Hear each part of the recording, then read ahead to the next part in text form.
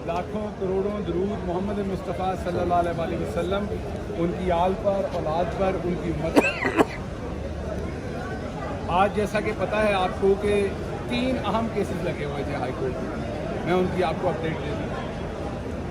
पहला केस जो है वो लगा हुआ था जिसमें जो कायदे हिज़्ब इख्तिलाफ जाली और झूठे राजा रियाज साहब हैं, उनकी तकर्री को चैलेंज किया हुआ, वो भागे हुए हैं, उसका जवाब नहीं दे रहे। तारीख आज फिर पड़ी है, जवाब क्योंकि कोई है नहीं तो इसलिए उस बात का जवाब नहीं दिया जा रहा। राजा साहब मेरे शहर से हैं, मोहतरम हैं, लेकिन मैं आपको पूरी ये वसूख से कहता हूँ, मैं उस शहर से रहने वाला हूँ, कि राजा साहब को उनके मोहल्ले में कोई सीरियस नहीं लेता। मतलब वो अपने घर में, मैं कसम खा के आपको ये बताता हूँ कि हमारी भाभी और वो बैठे हों तो अपनी मर्जी का चैनल नहीं लगा सकते। रिमोट कंट्रोल को हाथ लगाएं तो वही रिमोट कंट्रोल उठा के भाभी हाथ पे मारती है। तो वो अपनी मर्जी से चैनल चेंज जो बंदा नहीं कर सकता, उसको अपोजिशन लीडर इन्होंने बनाया हुआ है। अब उन्होंने भी पता नहीं है, वो साडा भरा भी गुआची गां तरह फिर रहा कि मैं हुण करना की है, मैनू की बना छड्डिया जे, क्यों बना छड्डिया जे, कद तो बना छड्डिया जे, मैं मंजी कित्थे डावां ते मैं किहड़े पासे जावां। वो अपने आप को पुछदा फिरदा है। उत्तों अज़र सदीक साहब वर्गे वकीलां ने हुण उन्हां दे उत्ते पटीशन कर दित्ती है, हुण जवाब भी देना पैना है, तो वो भी अंग्रेजी दे विच। इत्थे अदालत दे विच ते पोस्टर नहीं पाड़े जाने। वो कहंदे मैं इनके पोस्टर पाड़ दूंगा। वो बेचारा उर्दू भी पंजाबी च बोलदा है साडा भरा, ਉਹਨੂੰ अपोजिशन लीडर बना दिता है, तो हुण ਉਹਨੂੰ अंग्रेजी जवाब देने पैने ने। वो बड़ी मुसीबत च फसिया होया है। इसलिए अल्लाह एक तो ਉਹਦੇ ਤੇ करम करे और ਉਹਨੂੰ जवाब देने की तौफीक दे, कहते अदालत जवाब दे। दूसरा अहम केस था आज, जो MNAs के रेजिग्नेशन है नेशनल असम्बली से, उस पर स्पीकर जो नेशनल असम्बली है, he is behaving like an absconder, he is also behaving in a same manner. ना ही वो अपीयर हो रहे हैं, ना ही वो कोर्ट को किसी किस्म का अभी जवाब दे रहे हैं, वो भी अपना राय फरार इख्तियार कर रहे हैं। तो स्पीकर साहब से भी मेरी गुजारिश है कि आप कोई वकील पूरी तरह नहीं कर सकते तो रेंटल पे कर लें। राजा साहब, अगर वकील कुल वक्त ही आपने नहीं करना तो कोई वकील शॉर्ट टर्म के लिए रेंटल पे कर लें, आप एक आध पेशी के लिए जवाब तो दें।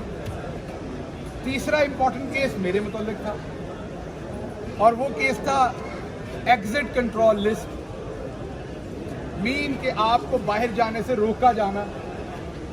ये ऐसे ही है बिल्कुल जैसे आप में से किसी को किसी कमरे में बिठा के बाहर दरवाज़ा बंद कर दें कि आपने यहाँ से नहीं जाना।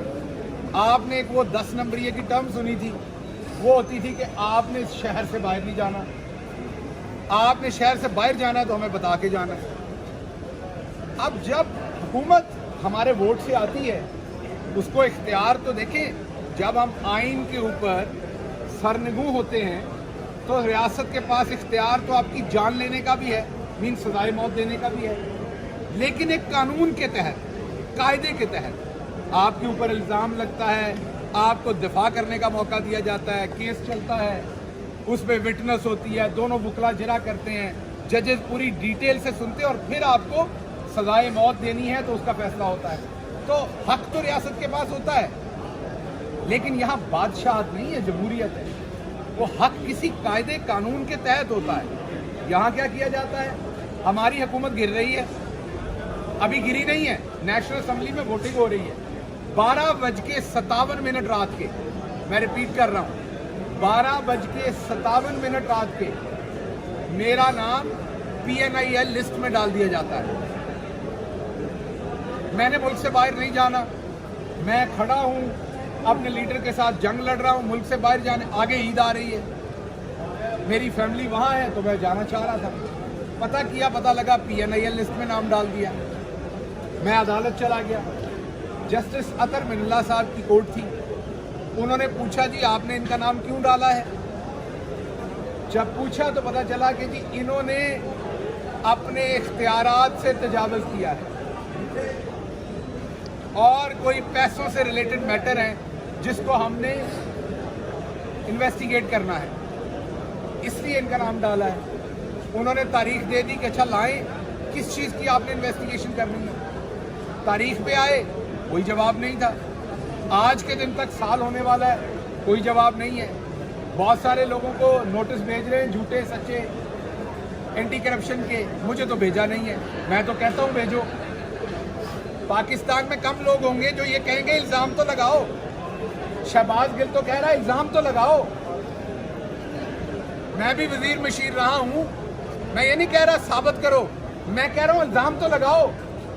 बहुत सारों पे तो इल्ज़ाम लगा देते हो ना, झूठे नोटिस भेज के। अल्लाह के फजल से अपने बाप से जो हक हलाल की रोटी खा के तरबियत पाई है, चैलेंज करता हूँ ये इल्ज़ाम लगा के भी दिखाएं। मैं ये नहीं कह रहा साबित करके दिखाएं, मैं चैलेंज कर रहा हूँ अल्लाह के करम से ये इल्ज़ाम लगा के भी दिखाएं। दामन साफ है, मिडिल क्लास से हूँ, बहुत ज़्यादा माल नहीं है मेरे पास, लेकिन गैरत है, इंटेग्रिटी है, करैक्टर है। लगाओ ना इल्ज़ाम, तो पता चले दूध का दूध पानी का पानी हो। तो बात आता हूँ वापस ECL पे। जस्टिस साहब ने मेरा नाम निकाला, मैं एयरपोर्ट गया जाने के लिए। एयरपोर्ट पे मुझे हाई कोर्ट का फैसला होने के बावजूद रोक दिया गया। चंद घंटे रोकने के बाद, क्योंकि पूरी दुनिया को पता है कि जस्टिस अतर मनिल्ला एक समझदार, कानून पसंद और तकड़े जज हैं। पता है कि उन्होंने अपनी जजमेंट के पीछे पहरा देना है। फिर मुझे जाने दिया गया चंद घंटे रोक के। मैं अभी अमेरिका पहुंचा नहीं था तो मदीना मुनव्वरा में एक इंसिडेंट हुआ जिसमें कुछ पाकिस्तानियों ने नारे लगाए। उसकी पादाश में मैं अमेरिका बैठा हूं, फैसलाबाद और अटक में मेरे ऊपर FIR दे दी गई। मैंने अमेरिका से बैठ के अपनी प्रोटेक्टिव बेल ली बैरिस्टर पनसोता साहब के थ्रू, अहमद पनसोता साहब के थ्रू, और वो बेल लेके मैं पाकिस्तान में आया। जब मैं आया तो जब मैं अदालत जा रहा था उस केस को भुगतने के लिए, तो मुझे मोटरवे के ऊपर सबसे पहला वो कत्ल का हमला मेरे पे हुआ था। मुझे कत्ल करने की कोशिश की गई, मेरी गाड़ी उल्टा दी गई, मेरी चोटें तो ख़त्म हो गई। एक घड़ी मैंने पहनी हुई थी, इस पर अभी भी खराशें लगी हुई हैं। वो जिस तरीके से मेरी गाड़ी उल्टी थी, और वो हर जगह पर आपने देखा ही था, पूरे मीडिया के ऊपर आपको नज़र आया था। इससे बच के अदालत गया, उन केसेस को ख़त्म करवाया। फिर दर्जनों केसेस हुए, दोबारा नाम PNIL लिस्ट में डाल दिया गया 2 महीने के लिए। अब मेरा नाम पिछले तकरीबन गुज़श्ता 8 महीने से किसी न किसी लिस्ट पे है, या PNIL पे या ECL पे है। आज अदालत ने जवाब मांगा तो कोई कानूनी जवाब फराहम नहीं किया गया। बहरहाल अदालत का मामला, मैं उसको इतनी ज़्यादा डिटेल में नहीं जाना चाहता, लेकिन ये बात ज़रूर करना चाहता हूँ कि पाकिस्तान एक आइन और कायदे के तहत चलता है। यहाँ लोगों के बुनियादी हकूक़ हैं, इसी तरीके से इंटरनेशनल कवानीन भी हैं, हम उनके सिग्नेटरी हैं। उन तमाम कवानीन के तहत आपका जो एक जगह से दूसरी जगह सफ़र करना है, वो आपका फंडामेंटल राइट है, उसको नहीं रोका जा सकता। जैसे वोट देना आपका फंडामेंटल राइट है, सांस लेना आपका फंडामेंटल राइट है, आपके कपड़े जिस्म पे रहे ये आपका फंडामेंटल राइट है, इसी तरीके से सफ़र करना आपका फंडामेंटल राइट है। लेकिन उसको मजरू किया गया बगैर जवाब दिए।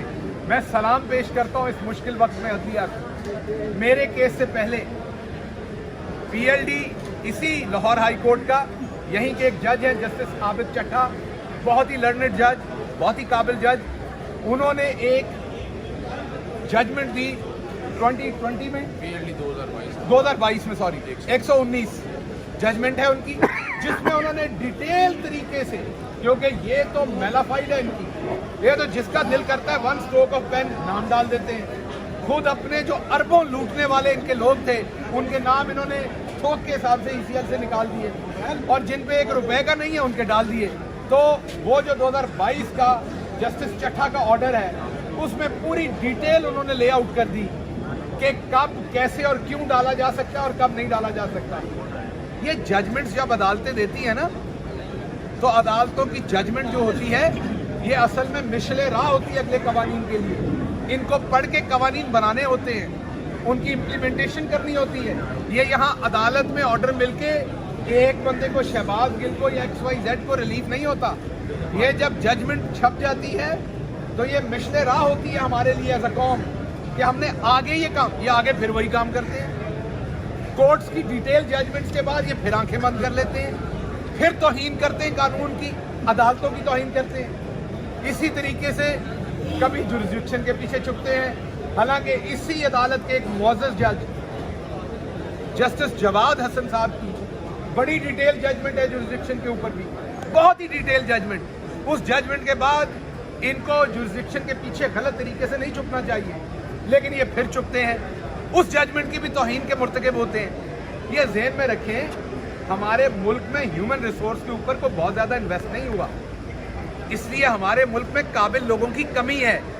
ये जिस तरह के मैं 2 जजेस की या और चंद जजेस का मैं नाम लेता हूँ, हमारे पास बदकिस्मती से सारे जजेस इतने काबिल भी नहीं है। जजेस काबिल हैं पर इतने काबिल नहीं हैं जिनकी जजमेंट्स कोर्ट होती हैं, जिनकी जजमेंट्स पे आगे कानून बनते हैं। आप देखिए ना, यहाँ पर जस्टिस तारिक सलीम शेख है, जस्टिस दूसरे जितने भी जज साहबान हैं, जिनकी मैं तो अभी इतना सा तालिब इल्म हूँ, सारे जजेस ही काबिल होंगे जिनकी जजमेंट्स मैंने पढ़ी हैं। जस्टिस बलोच थे वहाँ पर बलोचिस्तान हाई कोर्ट में, मैंने उनकी जजमेंट पढ़ी है, जिस तरीके से आइन का दफा उस जजमेंट ने किया है। तो ये जो जजेस और वकला हैं, आज भी एक मेरा ख्याल कन्वेंशन हो रहा है वकला का। जजेस और वकला तो मैंने नहीं देखा कि वो आइन के दिफा में किसी टाइम भी पीछे जाए, लेकिन होता क्या है, ऊपर एक सुप्रीम कोर्ट के जज साहब हैं, वो एक फैसला देते हैं। पीटीआई के हक में उन्होंने अभी तक एक फैसला नहीं किया। मेरा जाती टॉर्चर का केस, मैं नाम नहीं लूंगा जज साहब का अदब की वजह से, उनके सामने गया, उन्होंने उस केस पे मुझे जो मैं रिलीफ मांग रहा था नहीं दिया, बल्कि मेरे वकील साहब को डांटा उल्टा। लेकिन क्या मैं बदतमीजी शुरू कर दूं? क्या उनके खिलाफ मैं कैंपेन शुरू कर दूं? नून लीग ने उस जज साहब के खिलाफ कैंपेन शुरू की है। ठीक है, उन्होंने मेरी पसंद का मुझे फैसला नहीं दिया, लेकिन वो मेरी मुल्क के सुप्रीम कोर्ट के जज हैं। मेरा अदब के साथ उनके सामने सर झुका हुआ है। मैं इसलिए उनके साथ किसी किस्म की बदतमीजी करने की सोच भी नहीं सकता कि फैसला मेरे खिलाफ हो गया या होने वाला है या मुझे वो रिलीफ नहीं मिला। तो जो ये सुप्रीम कोर्ट के जजेस के साथ कर रहे हैं, जो इन्होंने पहले जस्टिस सज्जाद अली शाह साहब के साथ किया, जो इन्होंने उस वक्त सुप्रीम कोर्ट पर हमले किए, ये गुंडे वो सब कुछ दोबारा रिपीट करने की कोशिश कर रही है नून लीग। लेकिन फर्क एक है, उस टाइम शायद अकेला आज़र सिद्दीक जैसा बोलता था, शोर मचाता था। अब कौम जाग चुकी है। इमरान खान ने कौम को जगा दिया है। आज इमरान खान ने पाकिस्तान के सहाफ़ी से लेके, वकील से लेके, आम आदमी से लेके, हमारे घर में बैठी माओ बहनों से लेके, हमारे नौजवान से लेके, हमारी गरीब क्लास, मिडिल क्लास, सारी खड़ी कर दी अदालतों के साथ। आज अगर हमारे खिलाफ फैसला आएगा तो हम इस ताकत को अदालतों के खिलाफ इस्तेमाल नहीं करेंगे, तस्लीम करेंगे। लेकिन अगर अदालत की तौहीन करने की कोई कोशिश करेगा किसी भी फैसले पे, तो फिर हम अदालत के साथ, ये कौम पूरी जान के साथ खड़ी होगी, ये काम नहीं करने देगी। इस मुल्क के वकला अभी आईनी तौर पर बांझ नहीं हुए।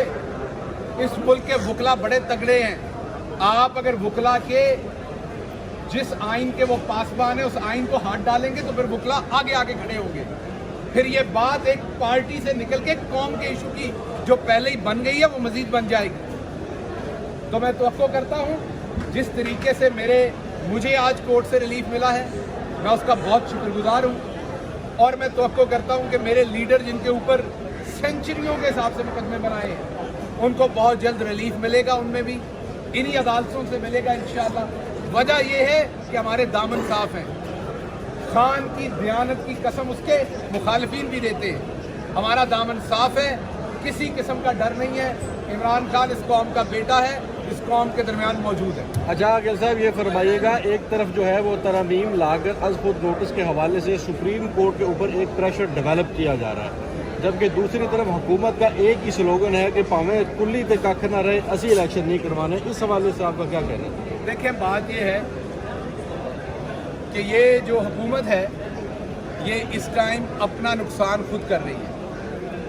ये अपने आप को बंद गली में लेके जा रही है। देखिए, कोई भी शख्स है, वो जितना मर्जी तुरम खान है, आखिर उसे पनाह 2 जगहों पे मिलती है। एक अल्लाह रब्बुल इज़्ज़त के सामने और दूसरा अदालतों में। ये 100 वोटों की पैदावार सो मोटो की वजह से ये वजूद में आए।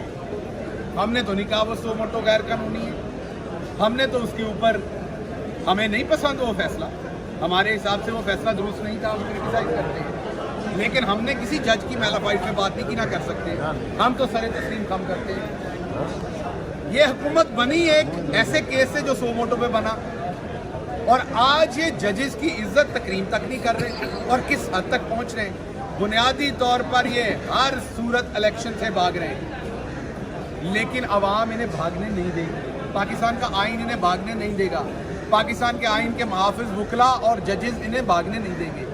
इलेक्शन 90 दिन में होगा और इन्हें लड़ना पड़ेगा वो इलेक्शन, और इन्हें अवाम इस तरीके से सबक सिखाएगी इलेक्शन में कि इनकी अगली नस्लें याद रखेगी कैसे काम नहीं करते। अजहर सिद्दीक साहब, स्पीकर साहब भी साहब ये बताइएगा कि आपने राजा रियाज की बात की, उनके हवाले से आपने बहुत से जो बातें की हैं कि वो नालायक आदमी हैं, तो फिर आपने उनको पार्टी का टिकट क्यों दिया था? देखिए बात यह है कि मैं तो ये मानता हूँ कि फैसला गलत था, हम भी वैसे गलत कर लेते हैं, हम इंसान हैं। वो खान साहब तो उस टाइम भी नहीं देना चाहते थे, मैं मौजूद था वहाँ। खान साहब उनको पार्टी टिकट नहीं देना चाहते थे, वो जिन दोस्तों ने उन्हें पार्टी टिकट दिलवाया था उसका जवाब आप वो भी नहीं दे सकते, ज़्यादातर हमारी पार्टी में नहीं है वो। मेरी मौजूदगी में खान साहब ने इन्हें टिकट देने से इनकार किया था, नहीं देना चाहते। खान साहब को पता था कि ये लाल निकलना जो बनना है, ये तो सारे ही लाल निकले। बुनियादी तौर पर मैं उन्हें नालायक नहीं कह रहा, वो भोला बंदा है, वो असी पंजाबी कहने भोली मझ है, वो बेचारे का ना कमा नाल की काम जे जो पा दो फसला जसला काश करे, आओ फसला काश करे, काशकारा के नाम आम पैगाम। स्पीकर के हवाले से बता दिए कि स्पीकर साहब क्यों भाग रहे हैं और राजा रियाज साहब क्यों भाग रहे हैं लाहौर हाई कोर्ट से। अच्छा, ये एक चीज ज़हन में रखिएगा कि अभी स्पीकर साहब जो है ना, वजह ये है, ये स्पीकर साहब वो कहते थे कि जनाब मेरे पास एक एक बंदा इस्तीफा कबूल करूंगा मैं, अब कोई बंदा नहीं गया, अब तो जवाब कोई नहीं है इनके पास, वो जस्टिफाई कैसे करेगा? सबूत लगा दिए गए हैं स्पीकर के हवाले से, क्या जवाब देंगे इस बारे में कि जो पहले कहते थे मेरे पास एक एक बंदा आएगा, फिर वो बदनीति से क्या किया जब पता लगा कि इमरान खान साहब PTI के अरकान असेंबली में आ गए हैं, और आज काम किया उन्होंने, ये सबूत है उस बदनीति का। यानी 123 लोग एक बिल पास कर रहे हैं, वो भी कौन सा बिल पास कर रहे हैं? भी पढ़ लें आर्टिकल 970 पढ़ लें, उसमें लिखा हुआ है कि फेडरल लेजिस्लेटिव लिस्ट 1 के अंदर जो कवानीन है वो बना सकते हैं। अब उसमें लिखा है कि सुप्रीम कोर्ट के बारे में कवानीन नहीं बना सकते, और आर्टिकल 191 में लिखा हुआ है कि रूल्स ऑफ प्रोसीजर जो है वो सुप्रीम कोर्ट ने बनाने हैं। सुप्रीम कोर्ट के रूल्स ऑफ प्रोसीजर बन चुके हुए हैं, और इन्हीं के यानी यही वो लोग थे जो बड़ी बातें करते थे जस्टिस काजी फाजी साहब में कि जनाब फलां बेंच बनाया जाए। तो उस वक्त 2022 का फैसला है जिसमें यह तय हो गया है कि chief justice master of the roster है, उसने फैसला करना है कि कौन सा बेंच बनना है, कौन सा बेंच नहीं बनना, किस जज ने आना है, किस जज ने नहीं आना। ये तारीख चली जा रही है पूरी दुनिया के अंदर है। फिर वही बात भी रुकती है, सुओ मोटो की आज बातें करते हैं ना, तो सुओ मोटो जस्टिस काजी फाजी साहब ने लिया था इमरान खान साहब के बारे में, तो फिर कोर्ट ने कहा कि वो जज नहीं ले सकता, सुप्रीम कोर्ट रूल जो बात कहते हैं, और अल्टीमेटली ये भी सुप्रीम कोर्ट का फैसला है जो ने कहा कि सुओ मोटो लेना कैसे है। तो क्या सुप्रीम कोर्ट के फैसले को ये नलीफाई कर देंगे? ये तौहीन कर रहे हैं। वहां तय हो गया कि चीफ जस्टिस लेना है या जज कहेगा। फिर वो जो 4-3 का ड्रामा था वो भी कल बुरी तरह से पिट गया, और वो भी हमने देख लिया कि जस्टिस जमाल मंदोखेल ने कह दिया ये हमारा अंदरूनी मामला है। अब तो बड़ी सीधी सी बात है, अब कहाँ भागना है? 90 दिन रात याद आएंगे शहबाज शरीफ, मौलाना फजलुर रहमान और उसका बेटा जो है। 90 दिन घंटी बज रही है, 90 दिन और 90 दिन, और इलेक्शन की तैयारी करें आप। बहुत शुक्रिया।